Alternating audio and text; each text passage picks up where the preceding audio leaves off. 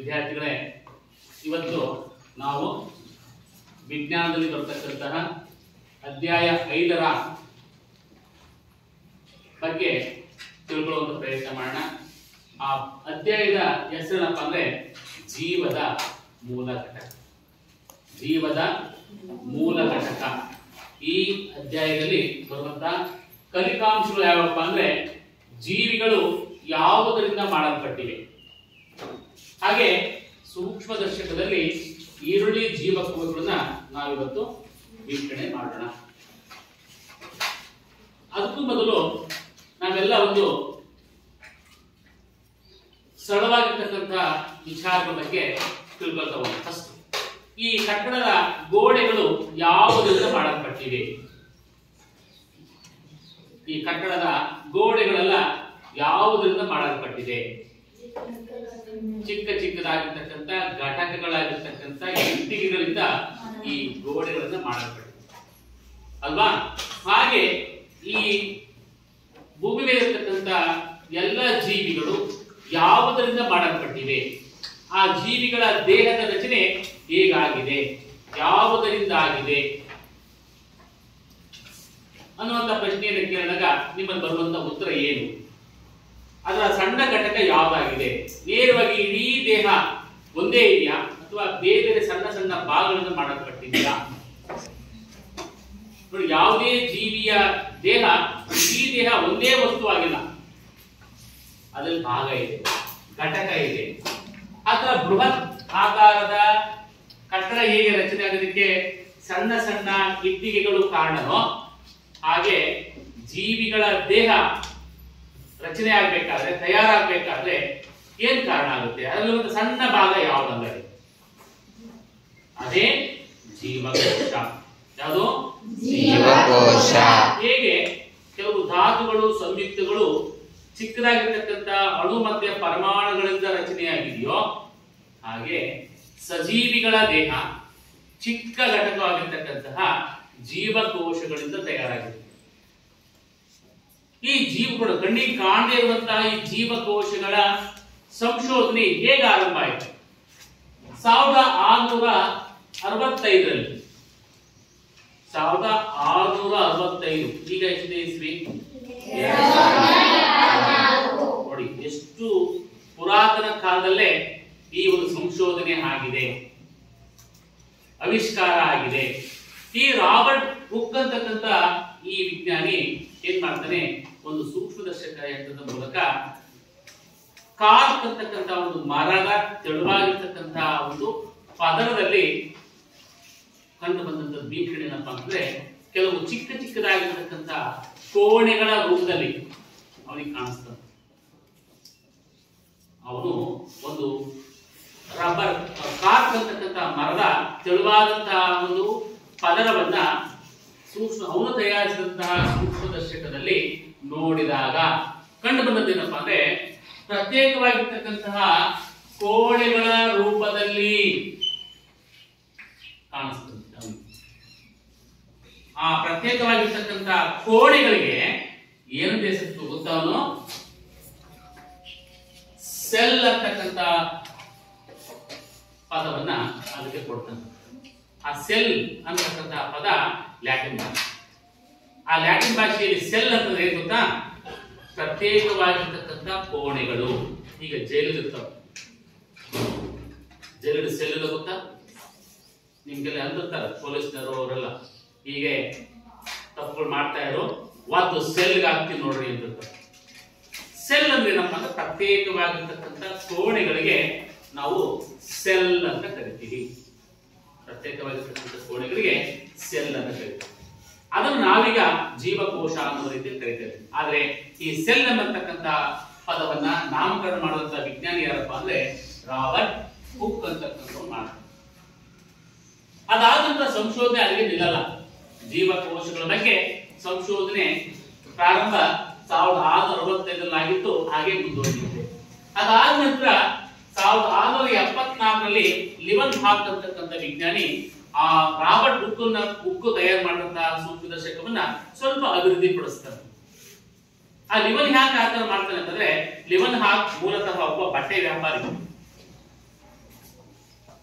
ಬಟ್ಟೆ ವ್ಯಾಪಾರಿ ಏನು ಸಂದರ್ಭವನ್ನ ಅನುಭವಿಸ್ತಾರೆ ಅಂತಂದ್ರೆ ಅವರು ಬಟ್ಟೆಗಳ ಗುಣಮಟ್ಟವನ್ನ ಪರೀಕ್ಷೆ ಮಾಡೋದಕ್ಕೆ, ಬಟ್ಟೆಗಳು ಎಷ್ಟು ಕ್ವಾಲಿಟಿ ಇದೆ. ಬಟ್ಟೆ ವ್ಯಾಪಾರಗಳು ಸಾಮಾನ್ಯವಾಗಿ ಬಟ್ಟೆಗಳನ್ನ ತರಬೇಕಾದ್ರೆ ಒಳ್ಳೆ ಗುಣಮಟ್ಟದ ಬಟ್ಟೆಯನ್ನು ತಂದು ಅವರಲ್ಲಿ ಹಾಕೋಬೇಕಾಗ್ತದೆ. ಹಾಗಾದಾಗ ಅವನು ಬಟ್ಟೆಗಳ ಗುಣಮಟ್ಟದ ಕ್ವಾಲಿಟಿಯನ್ನ ಪರೀಕ್ಷೆ ಮಾಡೋದಕ್ಕೆ ತನ್ನದೇ ಆಗಿರ್ತಕ್ಕಂಥ ಮಸೂರುಗಳನ್ನ ತಯಾರು ಮಾಡಿಕೊಂಡು ಆ ಬಟ್ಟೆಗಳಲ್ಲಿರುವಂತಹ ದಾರದ ಗುಣಮಟ್ಟವನ್ನ ಪರೀಕ್ಷೆ ಮಾಡುವಂತದ್ದನ್ನ ಮಾಡ್ತಿರ್ತಾರೆ. ಆ ಸಮಯದಲ್ಲಿ ಬಟ್ಟೆ ಆಗಲ್ಲ, ಈ ಕೃತಕವಾದ ನೂಲುಗಳು ಇರಲಿಲ್ಲ. ಆಗಲ್ಲ ಬಟ್ಟೆಗಳು ಎಂತ ಬಟ್ಟೆಗಳು ಗೊತ್ತಾ? ಹತ್ತಿ ಬಟ್ಟೆಗಳು, ರೇಷ್ಮೆ ಬಟ್ಟೆಗಳು, ಸಸ್ಯಗಳಿಂದ ತಯಾರಾದಂತಹ ಬಟ್ಟೆಗಳೇ ಇದ್ವು ಅವಾಗ. ಈಗ ಇತ್ತೀಚೆಗೆ ಬಂದಿದ್ದು ಕೃತಕವಾದಂತಹ ನೂಲುಗಳು, ಅದರಲ್ಲಿದ್ದು ಸ್ವಾಭಾವಿಕ ನೂಲುಗಳಿದ್ವು. ಆ ಸ್ವಾಭಾವಿಕ ನೂಲುಗಳನ್ನ ಪರೀಕ್ಷೆ ಮಾಡುವ ಸಂದರ್ಭದಲ್ಲಿ ಏನ್ ಮಾಡ್ತಾನೆ, ಲಿವನ್ ಹಾಕ್ ಕೂಡ ಜೀವಕೋಶದ ರಚನೆಯ ಬಗ್ಗೆ ತಿಳ್ಕೊಳ್ತಾನೆ. ಸಂಶೋಧನೆ ಜಾಸ್ತಿ ಆಗ್ತದೆ. ಈ ಲಿವನ್ ಹಾಕ್ ಜೀವಕೋಶದ ಬಗ್ಗೆ ಹೆಚ್ಚಿನ ಮಾಹಿತಿಯನ್ನ ಒದಗಿಸ್ತಾನೆ. ಅದಾದ ನಂತರ 1831ರಲ್ಲಿ ರಾಬರ್ಟ್ ಬ್ರೌನ್ ಅಂತಕ್ಕಂಥ ವಿಜ್ಞಾನಿ, ಯಾರು? ರಾಬರ್ಟ್ ಬ್ರೌನ್ ಅಂತಕ್ಕಂಥ ವಿಜ್ಞಾನಿ ಆ ಜೀವಕೋಶದಲ್ಲಿ ಇರತಕ್ಕಂತಹ ನ್ಯೂಕ್ಲಿಯಸ್ ಅಥವಾ ಕೋಶ ಕೇಂದ್ರವನ್ನು ಸಂಶೋಧನೆ ಮಾಡ್ತಾರೆ. ನೋಡಿ, ಹೀಗೆ ಜೀವಕೋಶದ ಇತಿಹಾಸ, ಅದರ ಸಂಶೋಧನೆ ಒಬ್ಬರಾದರೊಬ್ರು ಅದನ್ನ ಮಾಡ್ತಾನೆ ಹೋಗ್ತಾರೆ. ರಾಬರ್ಟ್ ಬ್ರೌನ್ ಏನ್ ಸಂಶೋಧನೆ ಮಾಡ್ತಾನೆ? ನ್ಯೂಕ್ಲಿಯಸ್, ಜೀವಕೋಶದಲ್ಲಿರ್ತಕ್ಕಂತಹ ಕೇಂದ್ರ ಬಿಂದುವಾಗಿರ್ತಕ್ಕಂತಹ ಯಾವುದು ನ್ಯೂಕ್ಲಿಯಸ್ ಅನ್ನ ಸಂಶೋಧನೆ ಮಾಡ್ತಾರೆ. ಅದಾದ ನಂತರ ಪರ್ಕಿನ್ಸೆ ಅಂತಕ್ಕಂಥ ವಿಜ್ಞಾನಿ, ಯಾರು? ಪರ್ಕಿನ್ಸೆ ಅಂತಕ್ಕಂಥ ವಿಜ್ಞಾನಿ 1839ರಲ್ಲಿ ಏನ್ ಮಾಡ್ತಾನೆ, ಈಗಾಗಲೇ ಅಸ್ತಿತ್ವದಲ್ಲಿರ್ತಕ್ಕಂಥ ಜೀವಕೋಶಗಳಿಂದ ಹೊಸ ಜೀವಕೋಶಗಳು ಉಂಟಾಗ್ತವೆ ಅಂತಕ್ಕಂಥ ಒಂದು ಹೊಸ ಮಾಹಿತಿಯನ್ನ ನಮಗೆ ಆ ಪರ್ಕಿನ್ಸೆ ಅಂತಕ್ಕಂಥ ವಿಜ್ಞಾನಿ ನಮಗೆ ತಿಳಿಸ್ಕೊಡ್ತಾರೆ.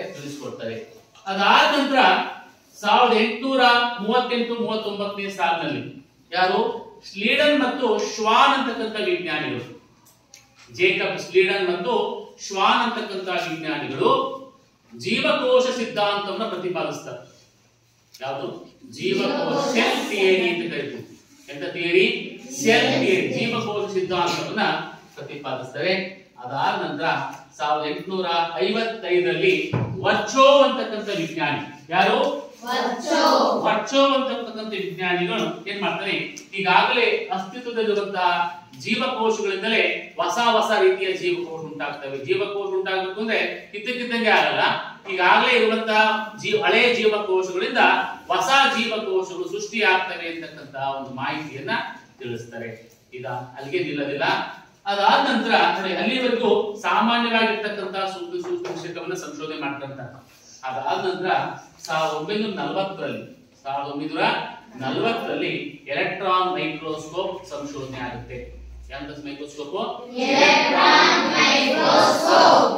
ಇದರ ಒಂದು ವಿಶೇಷತೆ ಏನು? ಈ ಎಲೆಕ್ಟ್ರಾನ್ ಮೈಕ್ರೋಸ್ಕೋಪ್ ಅಲ್ಲಿ ಈ ಒಂದು ಜೀವಕೋಶವನ್ನ ನೋಡಿದಾಗ ನೋಡಿ, ಸರಳವಾದ ಸೂಕ್ಷ್ಮದರ್ಶಕದಲ್ಲಿ ನೋಡಿದಾಗ ನಮಗೆ ಕಾಣುವಂತ 3 ಭಾಗಗಳು ಯಾವಪ್ಪ ಅಂತಂದ್ರೆ, ಒಂದು ಕೋಶ ಪೊರೆ, ಮಧ್ಯ ಇರತಕ್ಕಂತಹ ಒಂದು ನ್ಯೂಕ್ಲಿಯಸ್, ಅದಾದ ನಂತರ ನಮಗೆ ಕೋಶ ರಸ ಅಥವಾ ಕೋಶ ದ್ರವ್ಯ ಅಷ್ಟೇ ಕಾಣಿಸ್ತೀವಿ. ಈಗಲೂ ನಾವು ಈ ಮೈಕ್ರೋಸ್ಕೋಪ್ ಅಲ್ಲಿ ನಾವು ಅಷ್ಟೇ ನೋಡಕ್ ಸಾಧ್ಯ. ಈ ಮೈಕ್ರೋಸ್ಕೋಪ್ ಅಲ್ಲಿ ಜೀವಕೋಶಗಳನ್ನ ನಾವು ನೋಡಿದಾಗ ಏನೇನು ಭಾಗಗಳು ಅಷ್ಟೇ ಕಾಣಿಸ್ತವೆ? ಒಂದು ಕೋಶ ಪೊರೆ,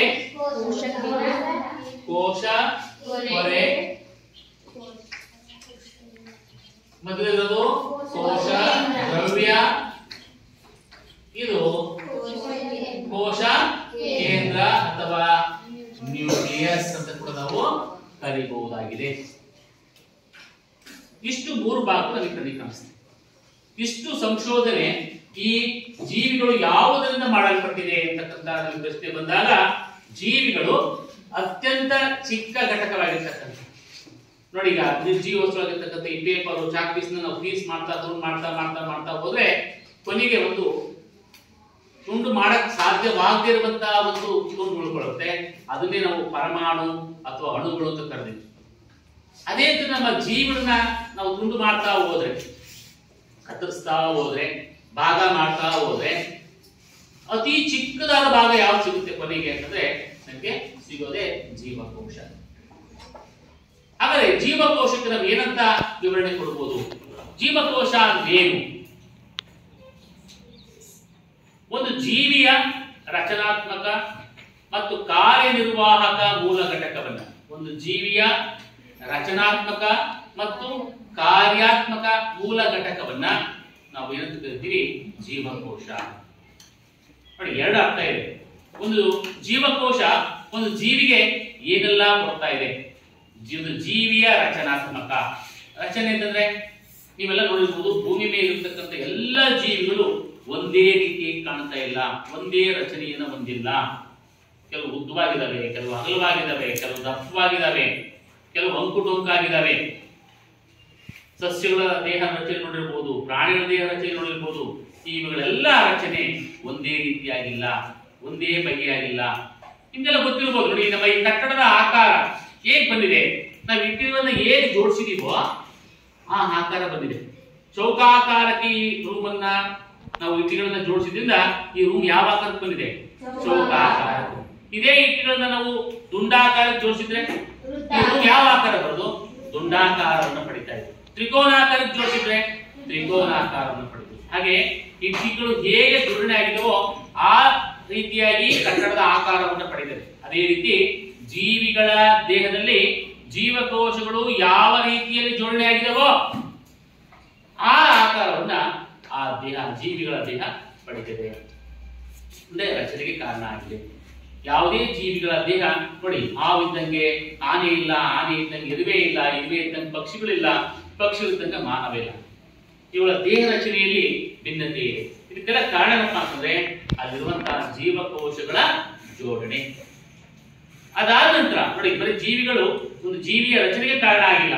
ಅದಾದ ನಂತರ ಜೀವಿಗಳ ದೇಹದಲ್ಲಿ ಇರುವಂತಹ ಕಾರ್ಯಗಳು ನೋಡಿ, ನಮ್ಮ ದೇಹದಲ್ಲಿ ವಿಭಿನ್ನವಾಗಿರ್ತಕ್ಕಂಥ ವಿವಿಧ ರೀತಿಯ ಅಂಗಗಳನ್ನು ನೋಡ್ತಾರೆ. ನಾಲಿಗೆ ಇದೆ, ಮೂಗಿದೆ, ಚರ್ಮ ಇದೆ, ಕಣ್ಣಿದೆ. ಇವೆಲ್ಲ ಮಾಡೋ ಕೆಲಸ ಒಂದೇ ಅಲ್ಲ. ಕಣ್ಣು ಕೆಲಸನೇ ಬೇರೆ, ಮೂಗಿನ ಕೆಲಸನೇ ಬೇರೆ, ನಾಲಿಗೆಯ ಕೆಲಸವೇ ಬೇರೆ. ಹೀಗೆ ವಿವಿಧ ರೀತಿಯ ಅಂಗಗಳು ವಿವಿಧ ರೀತಿಯ ಕಾರ್ಯಗಳನ್ನ ಮಾಡ್ತಾರೆ. ಯಾಕೆ ಮೂಗಿನ ಜೀವಕೋಶ ಯಾಕೆ ರುಚಿ ನೋಡಕ್ಕಾಗಲ್ಲ? ನಾಲಿಗೆಯ ಜೀವಕೋಶ ಯಾಕೆ ವಾಸನೆ ಗ್ರಹಿಸಲ್ಲ? ಅರ್ಥ ಆಗ್ತಾ ಇದೆಯಲ್ಲ? ನಾಲಿಗೆ ಕೆಲಸ ಮೂಗ್ ಮಾಡಕ್ಕಾಗಲ್ಲ, ಮೂಗಿನ ಕೆಲಸ ನಾಲಿಗೆ ಮಾಡಕ್ಕಾಗಲ್ಲ. ಏನ್ ವಿಶೇಷತೆ ಇದೆ ನೋಡಿ, ಇದು ಜೀವಕೋಶ ಮಾಡಲ್ಪಟ್ಟಿದೆ, ನಾಲಿಗೆಯು ಕೂಡ ಜೀವಕೋಶ ಮಾಡಲ್ಪಟ್ಟಿದೆ. ಆದಾಗ್ಯೂ ಕಾರ್ಯಗಳಲ್ಲಿ ಭಿನ್ನತೆ ಇದೆ. ಈ ಕಾರ್ಯಗಳ ಭಿನ್ನತೆಗೆ ಕಾರಣ ಏನಪ್ಪಾ ಅಂದ್ರೆ ಅಲ್ಲಿರುವಂತಹ ಜೀವಕೋಶಗಳೇ ಕಾರಣ ಆಗ್ತದೆ. ಹಾಗಾಗಿ ಒಂದು ಜೀವಕೋಶ ಜೀವಿಗೆ ಏನೆಲ್ಲ ಒದಗಿಸಿದೆ ಅಂತಂದ್ರೆ ಒಂದು ಜೀವಿಯ ದೇಹದ ರಚನೆಗೆ ಕಾರಣ ಆಗಿದೆ. ಅದೇ ರೀತಿ ಒಂದು ಜೀವಿಯ ದೇಹದಲ್ಲಿ ನಡೆಯುವಂತಹ ವಿಭಿನ್ನವಾದಂತಹ ಕಾರ್ಯಗಳಿಗೂ ಕೂಡ ಕಾರಣ ಯಾರಾಗಿದ್ದಾರೆ? ಜೀವಕೋಶಗಳೇ ಆಗಿದ್ದಾರೆ. ಹಾಗಾಗಿ ಒಟ್ಟಾರೆ ನಾವು ಜೀವಕೋಶ ಅಂತಂದ್ರೆ ಏನಂತ ಅರ್ಥೈಸಬಹುದಾಗಿದೆ? ಜೀವಿಯ ರಚನಾತ್ಮಕ ಮತ್ತು ಕಾರ್ಯಾತ್ಮಕ ಮೂಲ ಘಟಕ ಅಂತಂದ್ರೆ ಮೂಲ ಅಂದ್ರೆ ಆರಂಭದ, ಜೀವದ ಮೂಲ ಘಟಕ ಅಂದ್ರೆ ನಾವು ನಿಮ್ಮ ದೇಹ, ನಮ್ಮ ಹುಟ್ಟು ಹೇಗೆ ಆರಂಭ ಆಗುತ್ತೆ? ನಮ್ಮ ಜೀವನ ನಾವು ಹುಟ್ಟಿದ್ದಾಗ ಈಗ ಬಂದಿಲ್ಲ ನಾವು ಭೂಮಿಗೆ. ನಾವು ತಾಯಿಯ ಗರ್ಭದಲ್ಲಿ ಆರಂಭ ಆಗದೆ ಜೀವಕೋಶದಿಂದ. ಎರಡು ಜೀವಕೋಶಗಳು ಸಂಯೋಗ ಆಗಿ ಭ್ರೂಣ ಆಗಿ ಅಲ್ಲಿಂದ ಶುರುವಾಗುತ್ತೆ ನಿಮ್ಮ ದೇಹದ ರಚನೆ. ಈಗ ಆ ಒಂದು ಕಡಿಮೆಯ ಸಂಖ್ಯೆಯ ಜೀವಕೋಶಗಳಿಂದ ಬಹುಸಂಖ್ಯೆಯ ಜೀವಕೋಶಗಳು ಇರ್ತಕ್ಕಂಥ ದೇಹ ರಚನೆಯನ್ನು ಈಗ ಪಡ್ಕೊಂಡಿದ್ದೀವಿ. ಹೀಗೆ ಒಂದು ಜೀವಿಗಳ ದೇಹ ಒಂದೇ ಒಂದು ಜೀವಕೋಶದಿಂದ ಮಾಡಲ್ಪಟ್ಟಿರಬಹುದು. ಗೊತ್ತಿದೆ ಅದಕ್ಕೆಲ್ಲ ಸೂಕ್ಷ್ಮಾಣು ಜೀವಿಗಳು, ಅಮೀಬಾ, ಇಡೀ ಜೀವಿಯ ದೇಹ ಒಂದೇ ಒಂದು ಜೀವಕೋಶದಿಂದ ಮಾಡಲ್ಪಟ್ಟಿದೆ. ಆದ್ರೆ ಕೆಲವು ಜೀವಿಗಳು ಬಹುಕೋಶೀಯ ಜೀವಿಗಳಾಗಿದ್ದಾವೆ. ನಾವೆಲ್ಲ ಯಾವ ಗುಂಪಿಗೆ ಸೇರ್ತೀವಿ? ಬಹುಕೋಶೀಯ ಜೀವಿಗಳ ಗುಂಪಿಗೆ ಸೇರ್ತೀವಿ. ಅದೇ ಏಕಕೋಶೀಯ ಜೀವಿಗಳು ಅಂತಂದ್ರೆ ಅಮೀಬಾ, ಯೂಗ್ಲಿನ, ಪ್ಯಾರಾಮೀಶಿಯಂ, ಕೆಲವು ಸೂಕ್ಷ್ಮಾಣು ಜೀವಿಗಳೆಲ್ಲ ಅವಳ ದೇಹ ಕೇವಲ ಒಂದೇ ಒಂದು ಜೀವಕೋಶದಿಂದ ಮಾಡಲ್ಪಟ್ಟಿದೆ. ಆದರೆ ಉನ್ನತ ವರ್ಗದ ಪ್ರಾಣಿಗಳು ಪ್ರತ್ಯೇಕವಾಗಿರ್ತಕ್ಕಂಥ ಕಾರ್ಯಗಳನ್ನು ನಿರ್ವಹಣೆ ಮಾಡೋದಕ್ಕೆ ಪ್ರತ್ಯೇಕವಾಗಿರ್ತಕ್ಕಂಥ ಅಂಗಗಳ ವ್ಯವಸ್ಥೆ, ಅಂಗಾಂಶಗಳ ವ್ಯವಸ್ಥೆಯ ಅವಶ್ಯಕತೆ ಇರೋದ್ರಿಂದ ಅಲ್ಲಿ ಪ್ರತ್ಯೇಕವಾಗಿರ್ತಕ್ಕಂಥ ಜೀವಕೋಶಗಳ ಒಂದು ಗುಂಪೆ ಇದೆ. ಹಾಗಾಗಿ ನಾವು ಬಹುಕೋಶೀಯ ಜೀವಿಗಳಾಗ್ತೀವಿ. ಹೀಗೆ ಜೀವಿಗಳು ಯಾವುದನ್ನು ಮಾಡಲ್ಪಟ್ಟಿದೆ ಅಂತ ಪ್ರಶ್ನೆ ನಮಗೆ ಬಂದಾಗ ಯಾವುದನ್ನು ಮಾಡಲ್ಪಟ್ಟಿದೆ? ಅತ್ಯಂತ ಚಿಕ್ಕ ಭಾಗವಾಗಿರ್ತಕ್ಕಂಥ ಜೀವಕೋಶ ಅಥವಾ ಇಂಗ್ಲಿಷ್ ಸೆಲ್ ಅಂತ ಕರೀತೀವಿ. ಈ ಸೆಲ್ ಅನ್ನುವಂತ ನಾಮಕರಣ ಮಾಡುವಂತ ವಿಜ್ಞಾನಿ ಯಾರು? ರಾಬರ್ಟ್ ಹುಕ್ ಅಂತಕ್ಕಂಥವ್ರು ಮೊಟ್ಟ ಮೊದಲ ಬಾರಿಗೆ ಆ ಕಾರ್ಕ್ ಅಂತಕ್ಕಂಥ ಮರದ ಒಂದು ಪದರವನ್ನ ನೋಡಿದಾಗ ಅವರಿಗೆ ಪ್ರತ್ಯೇಕವಾಗಿರ್ತಕ್ಕಂಥ ಕೋಣೆಗಳ ರೂಪದಲ್ಲಿ ಕಾರಣದಿಂದ ಅವರಿಗೆ ಸೆಲ್ ಅಂತಕ್ಕಂಥ ನಾಮಕರಣ ಮಾಡ್ತಾನೆ. ನಾವು ಅದನ್ನ ಜೀವಿಗಳ ಅತ್ಯಂತ ಚಿಕ್ಕ ಭಾಗವಾಗಿರ್ತಕ್ಕಂಥ ಜೀವಕೋಶ ಅನ್ನುವಂತ ನಾಮಕರಣದಿಂದ ನಾವು ಕರೀತಾ ಇದ್ದೇವೆ. ಇಷ್ಟು ಈ ಜೀವಕೋಶ ಜೀವಿಗಳು ಯಾವುದನ್ನು ಮಾಡಲ್ಪಟ್ಟಿದೆ ಅನ್ನುವಂತ ಪ್ರಶ್ನೆ ಉತ್ತರ ಸಿಗ್ತದೆ. ನೆಕ್ಸ್ಟ್ ಬರುವಂತದ್ದು ಆ ಜೀವಕೋಶ ರಚನೆ ಹೇಗಿರ್ತದೆ, ಆ ಜೀವಕೋಶ ಯಾವುದನ್ನು ಮಾಡಲ್ಪಟ್ಟಿದೆ, ಅದರ ರಚನೆ ಏನು ಅನ್ನುವುದನ್ನ ನಾವು ಒಂದು ಸರಳವಾಗಿರ್ತಕ್ಕಂಥ ಮೈಕ್ರೋಸ್ಕೋಪ್ ಅಲ್ಲಿ ನಾವು ಇದನ್ನ ನಾವು ವೀಕ್ಷಣೆ ಮಾಡೋಣ. ಮೈಕ್ರೋಸ್ಕೋಪ್ ಅಲ್ಲಿ ನೋಡಿರ್ಬೋದು, ಸೂಕ್ಷ್ಮದರ್ಶಕ ಯಂತ್ರ ಅಂದ್ರೆ ಏನು? ಅತ್ಯಂತ ಸೂಕ್ಷ್ಮವಾಗಿರ್ತಕ್ಕಂಥ ಭಾಗಗಳನ್ನ ನೋಡೋದಕ್ಕೆ ಬಳಕೆ ಮಾಡುವಂತಹ ಒಂದು ಸಾಧನವೇ ಸೂಕ್ಷ್ಮದರ್ಶಕ ಯಂತ್ರ. ಈ ಸೂಕ್ಷ್ಮದರ್ಶಕ ಯಂತ್ರದಲ್ಲಿ ನಿಮ್ಮ ಟೆಕ್ಸ್ಟ್ ಬುಕ್ ಅಲ್ಲಿ ಒಂದು ಚಿತ್ರ ಇದೆ. ಸೂಕ್ಷ್ಮದರ್ಶಕ ಯಂತ್ರದ ಭಾಗಗಳಿದಾವೆ, ನೋಡ್ತಾ ಇದ್ರಲ್ವಾ? ನೀವಲ್ಲಿ ಆ ಭಾಗಗಳು ಹೇಳಿದ್ರೆ ನಾನಿಲ್ಲಿ ಆ ಭಾಗಗಳನ್ನ ತೋರಿಸ್ತಾ ಹೋಗ್ತೀನಿ. ನಿಮ್ಮಲ್ಲಿ ಮೊದಲೇ ಒಬ್ಬರೇ ಒಂದು ಭಾಗವನ್ನು ಹೇಳ್ತಾ ಹೋಗಿ, ಒಬ್ಬರು ನಿಂತ್ಕೊಂಡು ಭಾಗನ ಹೇಳ್ತಾ ಹೋಗಿ, ಒಬ್ರು ವೀರೇಶ್ ಅಲ್ಲಿರುವಂತಹ ಭಾಗನ ಹೆಸರು ಹೇಳ್ತಾ ಹೋಗು. ನೇತ್ರ ಮಸೂರ. ನೋಡಿ ಇಲ್ಲಿ ನೋಡ್ತೀವಲ್ಲ, ವಸ್ತುವನ್ನು ನೋಡೋದಕ್ಕೆ ಬೇಕಾಗಿರ್ತಕ್ಕಂಥ ನೇತ್ರ ಮಸೂರಗಳು. ನೆಕ್ಸ್ಟ್ ಓದು, ನೀನು ಓದು. ಅಲ್ಲ, ಸಾಮಾನ್ಯ ಹೊಂದಾಣಿಕೆ. ನೋಡಿ ಇದನ್ನ ಎತ್ತರವನ್ನ ಹೆಚ್ಚು ಕಡಿಮೆ ಮಾಡಬಹುದು. ಮೇಲೆ ಕೆಳಗೆ ತಿರುಗಿಸಿದ್ರೆ ಇದು ಮೇಲೆ ಕೆಳಗೆ ಹೋಗ್ತದೆ. ಇದು ಸಾಮಾನ್ಯ ಹೊಂದಾಣಿಕೆ. ನೆಕ್ಸ್ಟ್ ನಿರ್ದಿಷ್ಟ ಹೊಂದಾಣಿಕೆ. Fine adjustment. ಇಲ್ಲಿ ಎರಡು ಬಟನ್ ಇದಾವೆ, ನಿಮಗೆ ಬಂದ ತೋರಿಸ್ತೀನಿ. ಇದನ್ನು ತಿರುಗಿಸಬಹುದು, ಇದನ್ನು ತಿರುಗಿಸಬಹುದು. ಇದು ಸೂಕ್ಷ್ಮವಾಗಿರ್ತಕ್ಕಂಥ ಹೊಂದಾಣಿಕೆ, ಇದು ನಿರ್ದಿಷ್ಟವಾಗಿರ್ತಕ್ಕಂಥ ಹೊಂದಾಣಿಕೆ. ನೆಕ್ಸ್ಟ್ ಹಿಡಿಕೆ. ಇದು ನೋಡಿ ನಾ ಇಟ್ಕೊಂಡ್ ಬಂದೆ ಆಗಲೇ, ಇದು ಹಿಡಿಕೆ. ಈ ಮೈಕ್ರೋಸ್ಕೋಪ್ ನ ಹಿಡಿಕೆ. ನೆಕ್ಸ್ಟ್ ವಸ್ತು ಮಸೂರ. ನೋಡಿ ಇಲ್ಲೆಲ್ಲ ಸ್ಟೀಲ್ ಮೂರು ಇದೆ. ನೋಡಿ ಇಲ್ಲಿ ನೋಡಿ, ಇಲ್ಲಿ ವಸ್ತು ಇಲ್ಲಿರ್ತೀವಿ. ಈ ವಸ್ತುವನ್ನು ನೋಡೋದಕ್ಕೆ ಬೇಕಾಗಿರ್ತಕ್ಕಂಥ ವಸ್ತು ಮಸೂರಗಳಿವೆ. ಇಲ್ಲಿ 10x ಇದೆ, 40x ಇದೆ, 100x ಇದೆ. ಅಂದ್ರೆ 10x ಅಂದ್ರೆ 10 ಪಟ್ಟು ವರ್ಧಿಸೋದು. 40x ಅಂದ್ರೆ 40 ಪಟ್ಟು ಆ ವಸ್ತು ದೊಡ್ಡದಾಗಿ ಕಾಣುವಂತೆ ಮಾಡೋದು. 100x ಅಂದ್ರೆ ಆ ವಸ್ತುವಿನ ಗಾತ್ರಕ್ಕಿಂತ 100 ಪಟ್ಟು ದೊಡ್ಡದಾಗಿ ಕಾಣುವಂತೆ ಮಾಡುವಂತ ವಸ್ತು ಮಸೂರಗಳು. ನೆಕ್ಸ್ಟ್ ವೇದಿಕೆ. ಇದು ಪ್ಲಾಟ್ಫಾರ್ಮ್. ಇದೆ. ಇದ್ರ ಮೇಲೆ ನಾವು ಎಲ್ಲರೂ ಮಸೂರಗಳನ್ನ ಸ್ಲೈಡ್ ಅನ್ನ ಇಡ್ತಕ್ಕಂಥದ್ದು. ನೆಕ್ಸ್ಟ್ ತಿರುಗಣೆ. ಎಲ್ಲಿದೆ ಅದು ತಿರುಗಣೆ?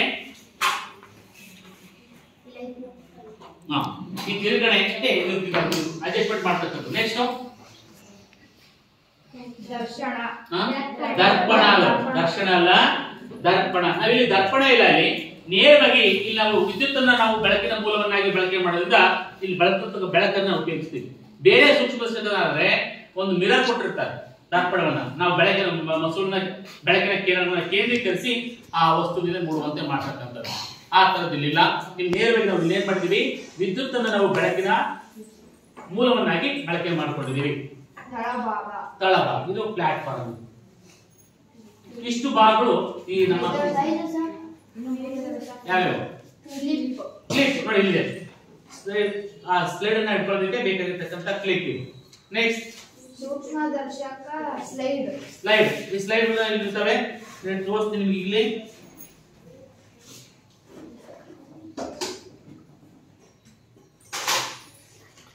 ಸ್ಲೈಡ್ ಇದಾವೆ. ಇಲ್ಲಿ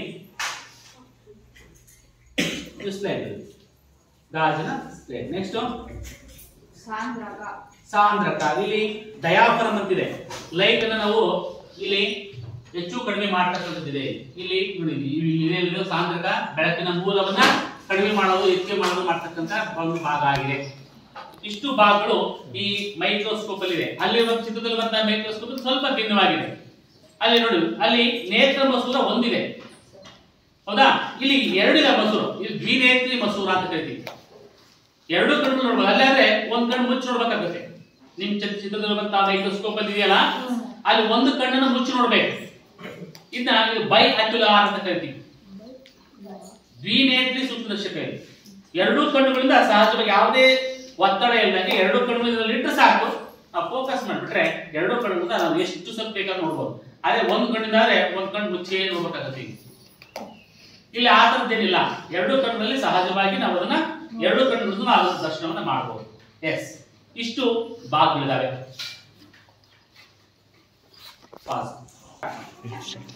ಈಗ ನಾವು ಸೂಕ್ಷ್ಮದರ್ಶಕದಲ್ಲಿ ಈರುಳ್ಳಿ ಜೀವಕೋಶಗಳನ್ನ ವೀಕ್ಷಣೆ ಮಾಡುವಂತಹ ಕೆಲಸವನ್ನು ಮಾಡೋಣ. ಅದಕ್ಕೋಸ್ಕರ ನಾವೀಗ ಒಂದು ಕತ್ತರಿಸಿದಂತ ಈರುಳ್ಳಿ ಭಾಗವನ್ನು ತೆಗೆದುಕೊಂಡಿದ್ದೀನಿ. ಅದನ್ನ ಮೊದಲು ಏನ್ ಮಾಡೋಣ ಅಂತಂದ್ರೆ, ಎರಡು ವಾಚ್ ಗ್ಲಾಸ್ ತಗೊಳ್ತಾ ಇದೀನಿ. ಇನ್ನು ವಾಚ್ ಗ್ಲಾಸ್ ಅಂತ ಕರಿತೀವಿ. ಈ ವಾಚ್ ಗ್ಲಾಸ್ ಅಲ್ಲಿ ಒಂದು ವಾಚ್ ಗ್ಲಾಸ್ ಅಲ್ಲಿ ನೀರನ್ನು ಹಾಕೋಣ. ಇನ್ನೊಂದು ವಾಚ್ ಗ್ಲಾಸ್ ಅಲ್ಲಿ ಈ ಜೀವಕೋಶಕ್ಕೆ ಬಣ್ಣವನ್ನು ಕೊಡ್ತಕ್ಕಂತಹ ಸ್ಯಾಫ್ರಿನ್ ಸ್ಟೈನ್ ಅಂತ ಕರಿತೀವಿ.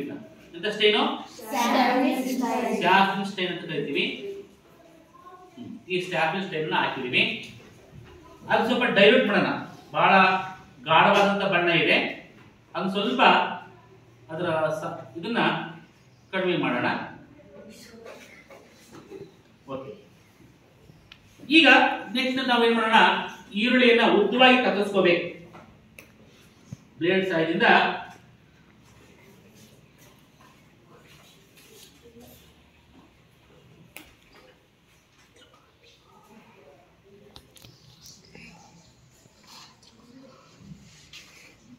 ಈರುಳ್ಳಿಯನ್ನ ಕತ್ತರಿಸ್ತಾ ಇದ್ದೇನೆ.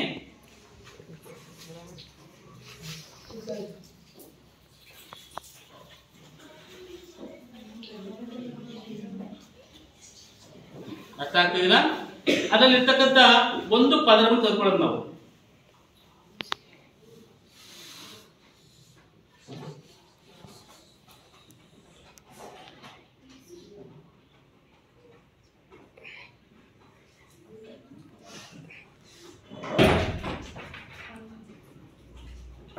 ಅದರಲ್ಲಿ ತೆಳುವಾದಂತಹ ಒಂದು ಪದರ ಇದೆ.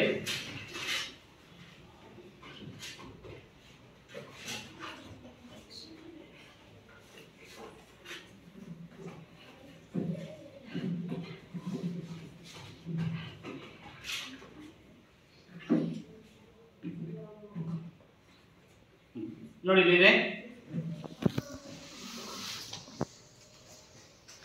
ತೋರಿಸ್ತೀನಿ ನಿಮಗೆ.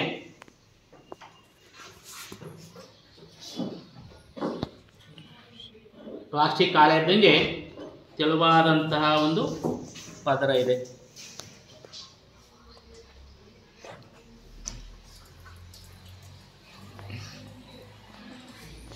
ನೋಡ್ತಾ ಇರಲ್ಲ? ನೋಡಿ, ತೆಳುವಾದ ಪದರವನ್ನು ನಾನು ತಗೊಂಡು ಫಸ್ಟ್ ಅದನ್ನ ನೀರಿಗೆ ಹಾಕ್ತಾ ಇದ್ದೀನಿ. ನಾನು ನೀರಲ್ಲಿ ಯಾಕೆ ಹಾಕ್ಬೇಕು ಅಂತ ಗೊತ್ತಿಲ್ಲ? ಯಾಕೆ ಹಾಕ್ಬೇಕು ನೀರಲ್ಲಿ? ಜೀವಕೋಶ ಏನಾಗಬಾರ್ದು, ಒಣಗಬಾರ್ದು, ಸತ್ತೋಗ್ಬಾರ್ದು. ಎಸ್, ಜೀವಕೋಶಗಳು ಸತ್ತೋಗ್ಬಾರ್ದು. ಈಗ ಆ ಒಂದು ಈರುಳ್ಳಿ ಪದರವನ್ನ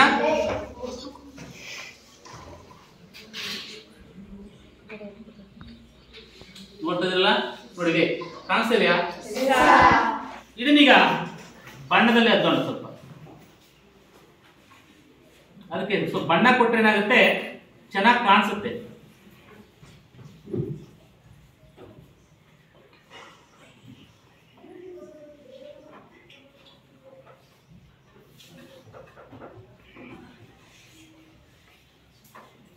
ಅದಾದ ನಂತರ ಮತ್ತೆ ನಾನು ನೀರಲ್ಲಿ ತೊಳಿತಾ ಇದ್ದೀನಿ.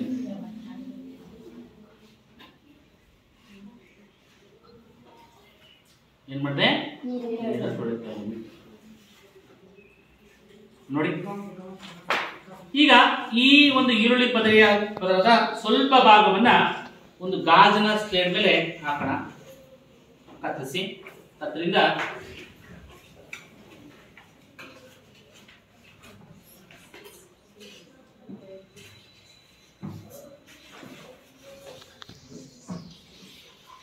ತೋರಿಸ್ತೀನಿ, ಎಲ್ಲರಿಗೂ ತೋರಿಸ್ತದೆ. ನೀವು ನೋಡಿ, ಇದರ ಪದರವನ್ನ ಸ್ವಲ್ಪ ತೆಳುವಾಗಿರ್ತಕ್ಕಂಥ ಭಾಗವನ್ನ ಕತ್ತರಿಸ್ಕೊಳ್ತದೆ. ಕತ್ತರಿಸಿ ಸ್ಲೇಟ್ ಮೇಲೆ ಹಾಕೊಂತೀನಿ ಅಷ್ಟೇ.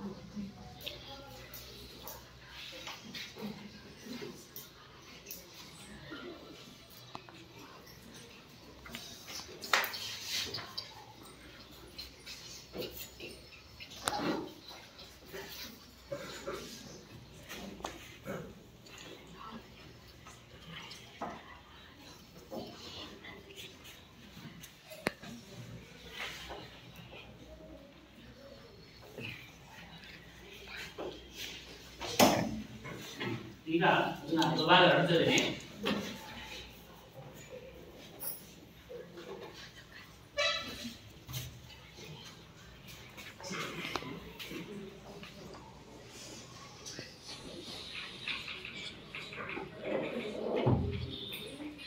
ಎಲ್ಲೂ ಮಡಕೆ ಆಗಿರಬಾರ್ದು, ಸೀದಾ ಪೂರ್ತಿ ಅಗಲವಾಗಿರ್ಬೇಕದು.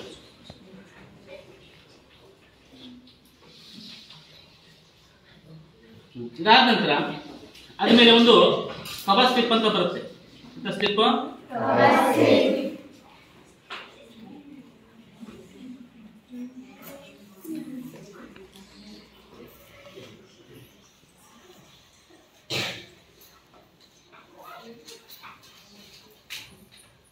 ಇದು ಕವರ್ ಸ್ಲಿಪ್ ಅಂತ ಕರಿತೀವಿ.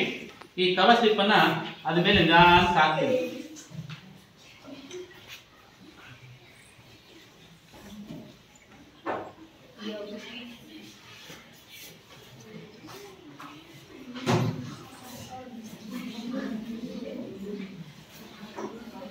ಹಾಕಿ ಫೋರ್ಸೆಪ್ಸ್ ಇಂದ ಅದೇನು ಮಾಡೋಣ, ಸ್ವಲ್ಪ ಒತ್ತೋಣ. ಗಾಳಿ ಗುಳ್ಳೆಗಳು ಯಾವು ಇರಬಾರ್ದು.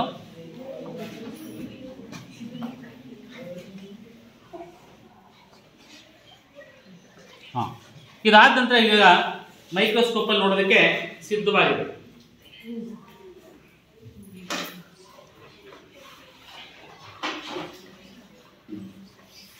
ನಾವೀಗ ಇದಕ್ಕೆ ಫಸ್ಟು 40x ನಾವು ಫಸ್ಟ್ ವರ್ಧಿಸಿ ಮಾಡೋಣ. ಕಡಿಮೆ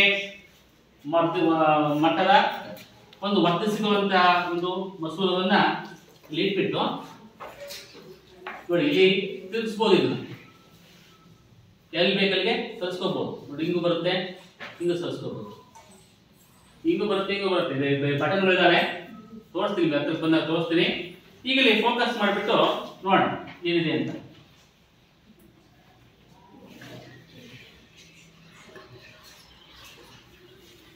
ಡಯಾಫ್ರಮ್ನಿಂದ ಸ್ವಲ್ಪ ಬೆಳಕನ್ನ ಜಾಸ್ತಿ ಮಾಡ್ಕೊಂಡಿದ್ದೀನಿ.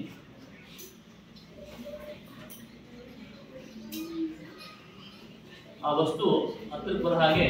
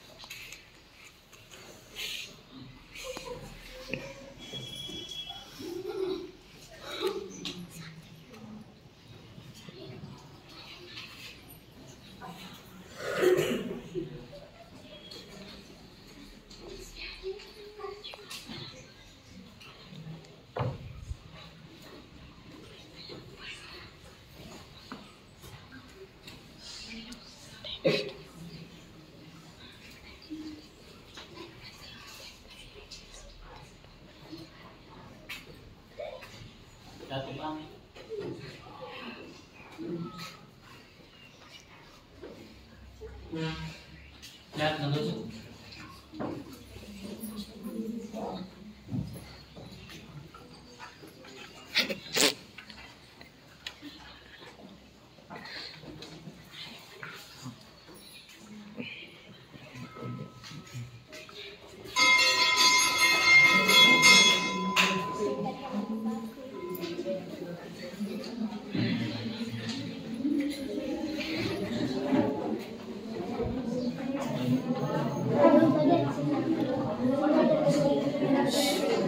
ಬೇಡ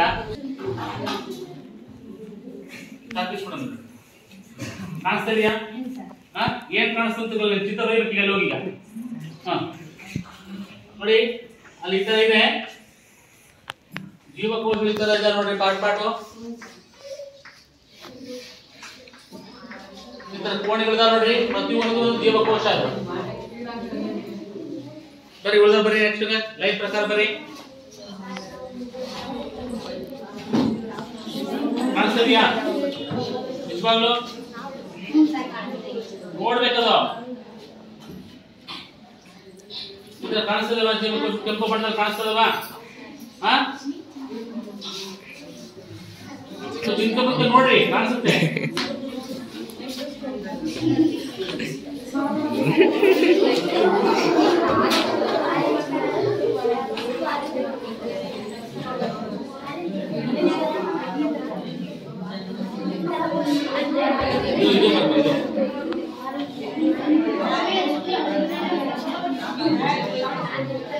ನೆಕ್ಸ್ಟ್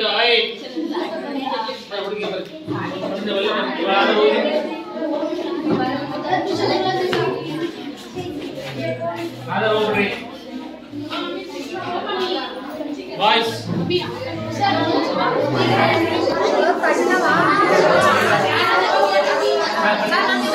ಅವ್ರು ಬರಂಗಿಲ್ಲ.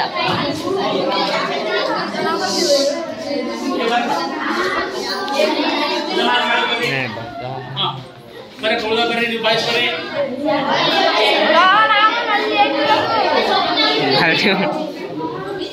ಬರ್ರಿ ಬೇರೆ ಅಷ್ಟು ಬರ್ರಿ ಒಂದು ಸೆಕೆಂಡ್ ಲೈನ್ ಇದೆ ಆ ಕಡೆ ಅಷ್ಟು ಬರ್ರಿ.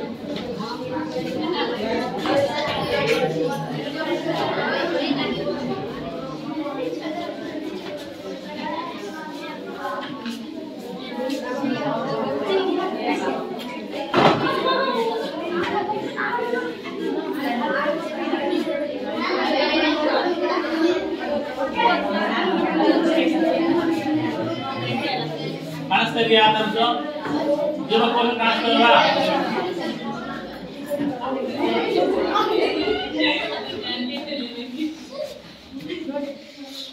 ಬೇರೆ ಹೋಗ್ಬಾರ ಉಳಿದರು ಮಾರುತಿ ಬರ್ರಿ ಸಾಕು ಬೈದ್ರೆ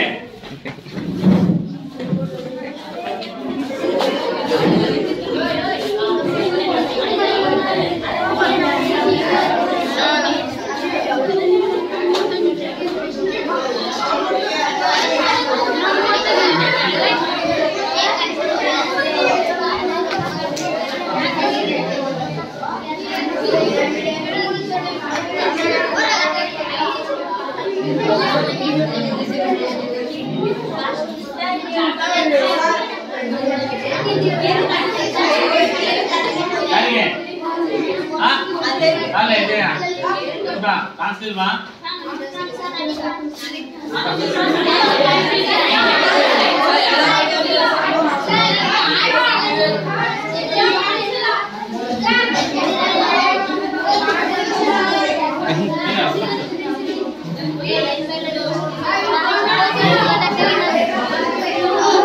ಕ್ಯಾಮ್ರಾದಾಗ ಬರ್ಬೇಕಂದ್ರೆ ಎಲ್ಲರೂ ಎದ್ದು ಬರ್ತಿರೋದು.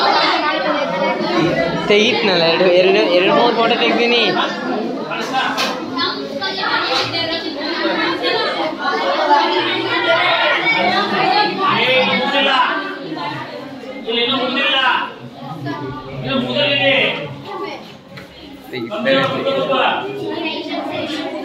ഓല് എമ്മിനോ